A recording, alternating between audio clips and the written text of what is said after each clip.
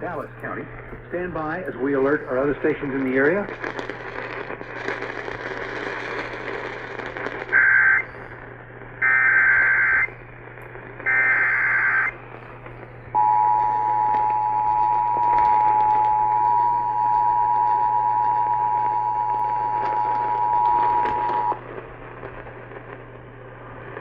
Radar programming is a request of the National Weather Service to activate the North Texas Emergency Alert System.